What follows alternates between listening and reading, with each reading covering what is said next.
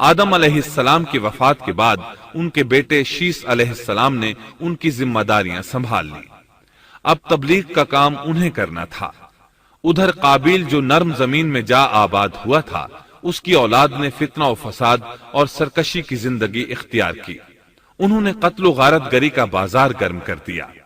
یہ لوگ آدم علیہ السلام کی قوم کے پاس سے گزرتے تو وہاں بھی فساد مچاتے۔ ابن عباس رضی اللہ عنہما سورۃ الاحزاب آیت 33 کی تفسیر کرتے ہوئے فرماتے ہیں، پرانے زمانے کی جاہلیت کی طرح اپنے بناؤ کا اظہار نہ کیا کرو۔ اس وقت دو نسلیں آباد تھیں، ایک پہاڑ پر اور دوسری نرم زمین پر۔ پہاڑوں کے مرد خوش شکل تھے، عورتیں سیاہ فام تھیں، جبکہ زمین والوں کی عورتیں خوبصورت تھیں اور مردوں کے رنگ سانولے تھے۔ اب ابلیس نے اپنا کام شروع کیا۔ وہ انسانی شکل میں نرم زمین والوں کے پاس آیا اور ایک شخص کا غلام بن کر رہنے لگا۔ پھر اس نے بانسری شکل کی ایک چیز ایجاد کی اور اس کو بجانے لگا۔ لوگ اس آواز پر لٹو ہو گئے، اس کے گرد بھیڑ لگا کر سننے لگے۔ پھر ایک دن میلے کا مقرر ہو گیا، اس میں ہزارہا مرد اور عورتیں جمع ہونے لگے۔ اتفاق سے وہاں ایک دن ایک پہاڑی آدمی بھی آ گیا۔ اس نے میدانی عورتوں کے حسن و جمال کو دیکھا۔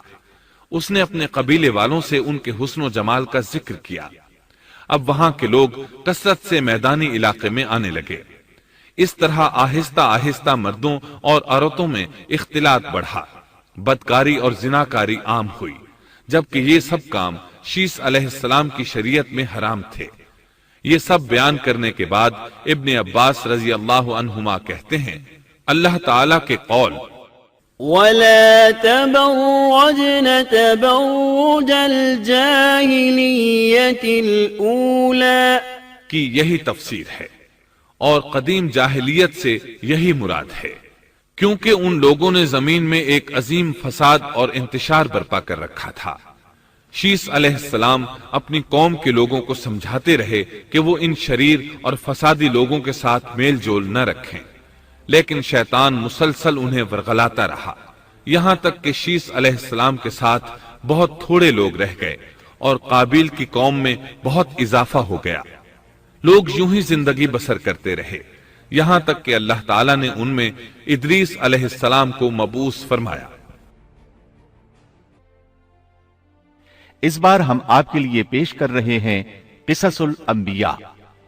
انسان کی فطرت میں کہانی یا قصص سے دلچسپی روز اول ہی سے پائی جاتی ہے۔ قصص کا لفظ عام طور پر کہانی یا داستان کے لیے استعمال ہوتا ہے، لیکن قرآن مجید میں انبیاء کے جو قصے بیان کیے گئے ہیں ان کی غرض و غایت کچھ اور ہی ہے۔ اللہ تعالیٰ نے انسانیت کا آغاز فرماتے ہی انبیاء کا سلسلہ شروع فرمایا۔ انبیاء اور رسول پے در پے آتے رہے۔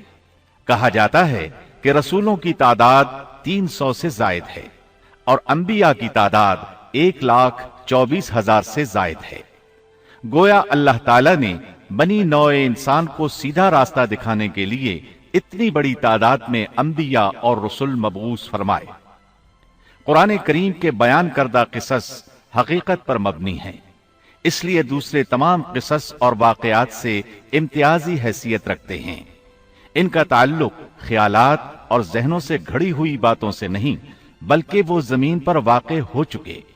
انسانوں نے اپنی زندگی کے مختلف ادوار میں ان کا مشاہدہ کیا، اور پھر یہ واقعات اس لحاظ سے بھی منفرد ہیں کہ عبرت کا باعث ہیں۔ قرآن کریم کے یہ قصص لطف اندوز ہونے کے لیے ہرگز نہیں سنائے گئے، بلکہ ان سے تو بنی نوع انسان کو سیدھا راستہ دکھانا مقصود ہے۔ یہ مقصد تھا کہ انسانیت عبرت پکڑے، روز جزا کے بارے میں آنکھیں کھول لے، ان واقعات کو سن کر اور پڑھ کر اپنا راستہ منتخب کر لے۔ گزشتہ انبیاء کی امتیں جو بھیانک جرائم کرتی رہی ہیں ان سے اپنا دامن بچا لے۔ اسی لیے انبیاء کے حالات سے واقفیت از حد ضروری ہے۔ جب تک ہم انبیاء کے واقعات سے روشناس نہیں ہو جاتے اس وقت تک قرآن مجید تک مکمل رسائی حاصل نہیں کر سکتے۔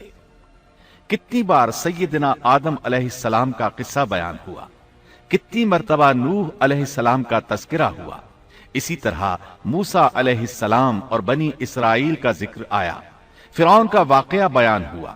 موسیٰ علیہ السلام اور فرعون کا ذکر تو قریب قریب 70 مقامات پر آیا ہے اور مسلسل قصہ بیان ہوتا رہتا ہے۔ کتنی سورتوں کا نام انبیاء کے ناموں سے منسوب ہے، لہذا جو شخص ان قصص سے لا علم ہے وہ قرآن کے ایک بڑے حصے سے محروم ہے۔ ان واقعات سے رہنمائی حاصل کرنے سے ایک مقصد یہ بھی ہے کہ دعوت اللہ کا راستہ معلوم ہو جائے، لوگوں کو اللہ کی طرف بلانے کا ڈھنگ ہمیں آ جائے۔ اللہ کرے ہم بھی ان لوگوں میں شامل ہو جائیں جو اللہ کی طرف دعوت دیتے ہیں، ہم بھی نیکی کا حکم کرنے اور برائی سے روکنے والے بن جائیں۔ امر بالمعروف اور نہی عن المنکر کے صحیح راستے پر چلنا اس وقت تک ممکن نہیں جب تک کہ ہمارے سامنے کوئی ایسا نمونہ موجود نہ ہو جس کے مطابق ہم اپنے آپ کو چلا سکیں۔ اور صاف ظاہر ہے سب سے عظیم اور بے مثال نمونہ نبی اکرم صلی اللہ علیہ وسلم کی مبارک شخصیت ہے، جیسا کہ اللہ تعالیٰ فرماتے ہیں، یقیناً تمہارے لیے رسول اللہ کی زندگی بہترین نمونہ ہے۔ رسول اکرم صلی اللہ علیہ وسلم کے بعد سب سے نمایاں مثال اور نمونہ باقی تمام انبیاء کرام